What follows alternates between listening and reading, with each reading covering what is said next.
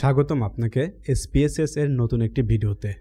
এই ভিডিওতে আমরা ডাটা ক্লিনিং এর আরেকটি পার্ট দেখব। আমরা দেখব যে SPSS এর মাধ্যমে যখন দুটি কলাম থাকবে এবং একটি কলাম যখন আরেকটি কলামের উপর নির্ভরশীল থাকবে, যেমন প্রথম কলামে যদি ইয়েস হয় তাহলে দ্বিতীয় কলামে কিছু লিখতে হবে, অথবা প্রথম কলামে যদি নো হয় তাহলে দ্বিতীয় কলামে কিছু লিখতে হবে। তো এই ব্যাপারগুলো আমরা দেখব যে আমরা কিভাবে এই ধরনের ডাটাগুলো চেক করব। এছাড়া আমরা রেকর্ড দেখব কিভাবে আমরা একটি ভ্যারিয়েবল ডাটাগুলোকে রেকর্ড করতে পারি। তো চলুন তাহলে শুরু করা যাক। আমি আমার কম্পিউটারে স্ক্রিন শেয়ার করছি। এটি একটি SPSS ফাইল। আমি গত ভিডিওতেও এই ফাইলটা নিয়েই কাজ করছি, নতুন একটি কলাম যোগ করছি, ফ্যামিলি মিটিংস। ক্রস ম্যাচিংয়ের ক্ষেত্রে আমরা যে দুটি কলাম নিয়ে কথা বলবো সেটি হলো ডিসএবিলিটি এবং টাইপস অফ ডিসএবিলিটি। এখন যদি কেউ ডিসএবিলিটির ক্ষেত্রে ইয়েস সিলেক্ট করে তবে তাকে টাইপস অফ ডিসএবিলিটির ক্ষেত্রে কিছু না কিছু লিখতে হবে। যেমন যদি ডিসএবিলিটির ক্ষেত্রে ইয়েস লেখে তাহলে টাইপস অফ ডিসএবিলিটির ক্ষেত্রে কি হতে পারে, যেমন ভিশন প্রবলেম হতে পারে, হিয়ারিং প্রবলেম হতে পারে, এরকম আরও অনেক ধরনের প্রবলেমটা তার হতে পারে, সেটা তাকে এখানে উল্লেখ করতে হবে। আর যদি কেউ ডিসএবিলিটি যদি নো দেয় তাহলে টাইপস অফ ডিসএবিলিটির ক্ষেত্রে তাকে আর কিছু লিখতে হবে না, এটা ব্ল্যাঙ্ক থাকবে। তো আমরা এই ব্যাপারগুলোই দেখব। আমরা যদি জাস্ট খালি চোখে যদি দেখি যে যেমন এখানে ইয়েস আছে, ভিশন প্রবলেম, এখানে নো আছে, যেমন এটা একটা প্রবলেম, এখানে তো তাহলে কিছু থাকার কথা না। যেমন এখানে ইয়েস আছে, এখানে হিয়ারিং প্রবলেম, তখন এটা ঠিক আছে। তো আমরা জাস্ট যদি অল্প ডাটা হয় আমরা তো একবারে দেখতে পারছি, কিন্তু যখন অনেক ডাটা থাকবে, যখন 1000, 5000, 20000 ডাটা থাকবে তখন তো আমরা এইভাবে দেখতে পারবো না। তো এই জন্য আমরা একটা ফর্মুলা ইউজ করব, সেটার মাধ্যমে আমরা ইজিলি দেখতে পারবো। তো এই জন্য আমরা যাব ডাটা থেকে সিলেক্ট কেসেস। এখন এইখান থেকে এই যে ইফ কন্ডিশন ইজ স্যাটিসফাই, এটা সিলেক্ট করতে হবে। এখন ইফ দিয়ে একটা যে কন্ডিশন বা একটা অপশন আছে, আমরা এই বাটনটাতে ক্লিক করব। আমি এখানে টাচ করলাম। এখন আমরা যেটা করব, একটা ফর্মুলা দেব। আমরা যেমন এক্সেলের ক্ষেত্রে যেসব ফর্মুলা ইউজ করছি এরকম একটা ফর্মুলা আমরা এখানে দিব। তো আমরা এটা একটু দেখি যে আসলে ফর্মুলাটা এখানে কেমন হবে। আমি যদি এখানে একটু দেখে আসি যে কোড এখানে কি ইউজ করছি, যেমন আমি যেটা কোডে যাই, যেমন নো এর ক্ষেত্রে আমরা ইউজ করছি 2, ইয়েসের ক্ষেত্রে 1। এই যে সবগুলার নো এর ক্ষেত্রে 2 এবং ইয়েসের ক্ষেত্রে 1 ইউজ করা হয়েছে। আর ডিসএবিলিটির ক্ষেত্রে 1, 2, 3, 4 এভাবে আছে। তো আমরা যদি আবারও যাচ্ছি, এখানে আবারও ডাটাতে যাচ্ছি, সিলেক্ট কেসেস, ওকে, ইফ দিলাম। এখন ডিসএবিলিটি ইকুয়াল যদি 1 হয়, অর্থাৎ 1 বলতে কি বোঝায়, যদি ডিসএবিলিটি যদি 1 অথবা ইয়েস হয় এবং এর সাথে আরেকটা যদি মিসিং হয়, কোনটা, টাইপস অফ ডিসএবিলিটি। আমি আবারও বলি, যদি এটা ইয়েস হয় আবার এইটা যদি ব্ল্যাঙ্ক হয়, নর্মালি কি হওয়ার কথা, যদি আমাদের ডিসএবিলিটি যদি ইয়েস হয় তাহলে এটা তো কিছু না কিছু লেখাই থাকবে, তাই না? সেটা ভিশন হতে পারে, হিয়ারিং হতে পারে, অনেক কিছুই হতে পারে। তো এইটা কিন্তু হওয়া যাবে না। যদি আমাদের ডিসএবিলিটি যদি ইয়েস হয় তাহলে এখানে কিছু না কিছু থাকবে, ব্ল্যাঙ্ক হওয়া যাবে না। আমরা জাস্ট এটাই চেক করব। যদি ডিসএবিলিটি যদি 1 হয়, যদি টাইপস অফ ডিসএবিলিটি যদি মিসিং থাকে, অথবা এই যে ডিসএবিলিটি যদি নো হয় এবং টাইপস অফ ডিসএবিলিটি যদি মিসিং না হয়, সেক্ষেত্রে আমরা দেখতে পারবো যে আসলে কোনগুলা ভুল আছে, কোনগুলা ঠিক আছে। এখন আমরা ওকে দিচ্ছি, এখান থেকে আমি ওকে দিলাম, মিনিমাইজ করি।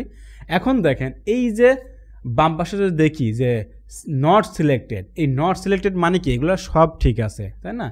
নট সিলেক্টেড, এই যে 29 নম্বর রো পেয়েছি, যেখানে একটা ভুল আছে। ভুলটা কিভাবে, এই যে এখানে নো, সে লিখছে নো, কিন্তু এখানে আমার বলে দিচ্ছে যে ভীষণ প্রবলেম, অর্থাৎ তার চোখের কোন একটা সমস্যা আছে, এই একটা সমস্যা। তার মানে কি এই ডাটাটা ভুল।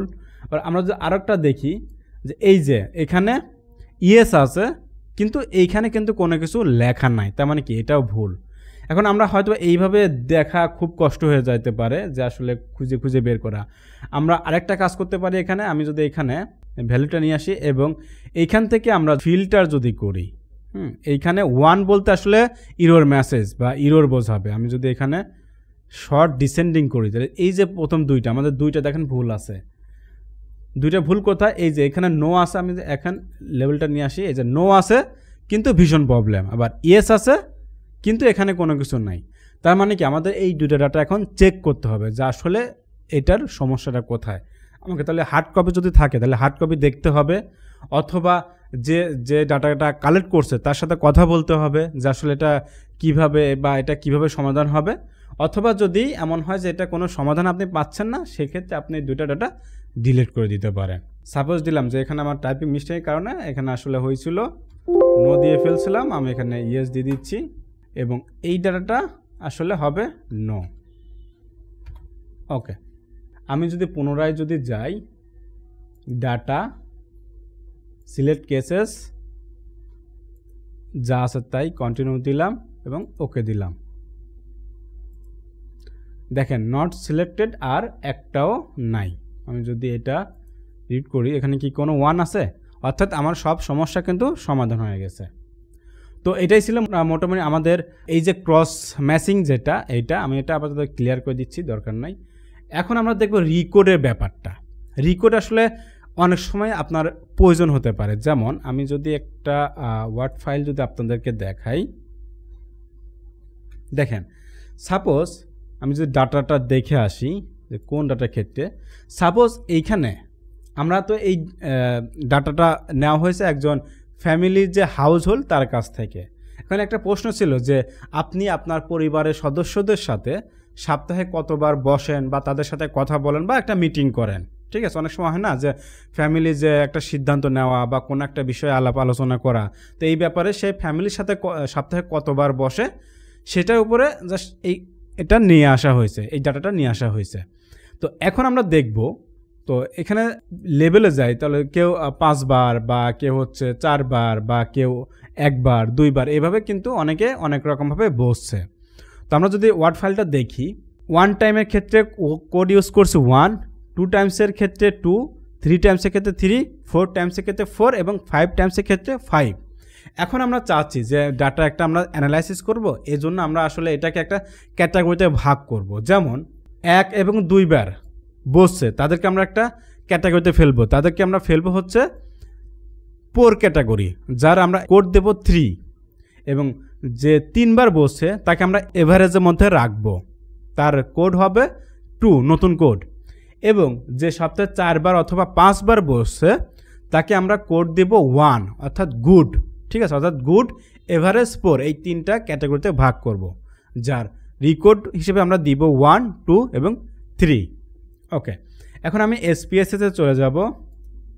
এখন এই রিকোড করার জন্য আমাকে যেতে হবে ট্রান্সফর্ম থেকে রিকোড ইনটু ডিফারেন্ট ভ্যারিয়েবলস, এখানে ক্লিক করব। এখন এখান থেকে আমাকে এই কলামটা সিলেক্ট করতে হবে, কোন কলামের উপর বেস করে আমি এটা ক্রিয়েট করব। তা এখন আমি এই যে ফ্যামিলি মিটিং এটার উপর বেস করে আমি ক্রিয়েট করব। আমি এখানে এটা নিয়ে আসলাম ফ্যামিলি মিটিংস। এখন নতুন একটা নাম দিতে হবে, অর্থাৎ নতুন একটা কলাম ক্রিয়েট করব। তো এই নতুন কলামের নাম কি দিব আমি সাপোজ দিচ্ছি যে ফ্যামিলি মিটিংস উইকলি। ওকে, লেভেল আপাতত কিছু দিচ্ছে না, পরে ঠিক করব। এখন আমি এটা জাস্ট এটা চেঞ্জ করে দিব যে ফ্যামিলি মিটিংসে যেটা থাকবে সেই অনুযায়ী নতুন একটা কলাম ক্রিয়েট হবে। ওকে, যেটার নাম হবে ফ্যামিলি মিটিংস উইকলি। এখন এই যে ওল্ড অ্যান্ড নিউ ভ্যালুস আছে এখানে ক্লিক করব। ক্লিক করার পরে এটা আমরা নর্মালি এরকমভাবে আমরা দেখতে পারবো। এখন এইখানে আমাকে ওল্ড ভ্যালু লিখতে হবে, এই পাশে আমরা ডান পাশে যেটা নিউ ভ্যালু লিখতে হবে। এটা কিভাবে, যেমন বর্তমানে আমরা যে ওয়ার্ড ফাইলটা দেখে আসি, যার ভ্যালু ছিল 1, 2, সে হবে তার কোড হবে কত 3। তো যার ভ্যালু ছিল 1 তার নতুন ভ্যালু কি হবে 3, এবং যার ভ্যালু ছিল 2 তার ভ্যালু হবে 3। আচ্ছা, যার ভ্যালু ছিল 3 তার হবে 2 অর্থাৎ এভারেজ। যার ভ্যালু ছিল 4 সে হবে কি গুডের একটা দিয়েছিলাম না 1। আবার যার ভ্যালু ছিল 5 সেও হবে কি 1। এখন এইটার সাথে আমরা একটু ম্যাচ করাই যে ওয়ার্ড ফাইলটা ঠিক আছে কি না। ওকে, আমরা যদি এখন একটু দেখি যে ওয়ার্ড ফাইলের সাথে একটা ম্যাচ আছে 1 3 2 3, ঠিক আছে। 3 হবে কত, 2 হবে, 3 2, 4 হবে 1, 5 হবে 1, 4 হবে 1, 5 হবে 1, তার মানে কি আমাদের কোডটা ঠিক আছে। ওকে, এখন আমি এটা ওকে দিব, ওকে দিলাম।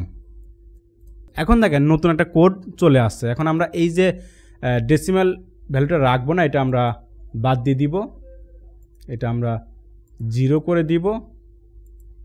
এখন যদি যাই যে 1 3 2 এভাবে চলে আসে। এখন এইখানে আমরা লেভেলটা লিখি যে সাপোজ ফ্যামিলি মিটিংস উইকলি। ওকে, এখন ভ্যালুস তো আমাদের দিতে হবে, তাই না? ভ্যালুস হিসেবে আমরা দিব কি, আমরা যদি আরেকবার দেখে আসি, 1 হবে গুড, 2 হবে এভারেজ, 3 হবে পোর। আমি লিখি 1 হবে গুড, 2 হবে এভারেজ এবং 3 হবে কত, 4। অ্যাড দিলাম। ওকে, এবার সে আবার তো কিছু করতেছি না। এখন আমি যদি ডাটা ভিউতে যাই, দেখেন স্কোর কিন্তু চলে আসছে। এই যে 4, এটা কত 2 টাইমস ছিল, 4 চলে আসছে, 3 টাইমস ছিল, এভারেজ চলে আসছে, এবং 4 এবং 5গুলো দেখেন গুড চলে আসছে। আমি যদি কোডে যাই তাহলে কোড দেখতে পারবো, যদি আমি ভ্যালুতে আসি ভ্যালু দেখতে পারবো। তো এই ছিল মোটামুটি আমাদের আজকের ভিডিও। তো আশা করি আপনি বুঝতে পারছেন কিভাবে আপনি এই যে ক্রস ম্যাচিং অথবা রিকোড করবেন। তো আপনার যদি কোনো কিছু জানার থাকে তাহলে অবশ্যই আমাদেরকে কমেন্টে লিখতে পারেন, আমরা চেষ্টা করব আপনার ওই সমস্যাটি সমাধান করার। তো সেই পর্যন্ত ভালো থাকবেন, আর SPSS-এর নতুন ভিডিও পেতে অবশ্যই চ্যানেলটি সাবস্ক্রাইব করে রাখবেন। তো ভালো থাকবেন, ধন্যবাদ।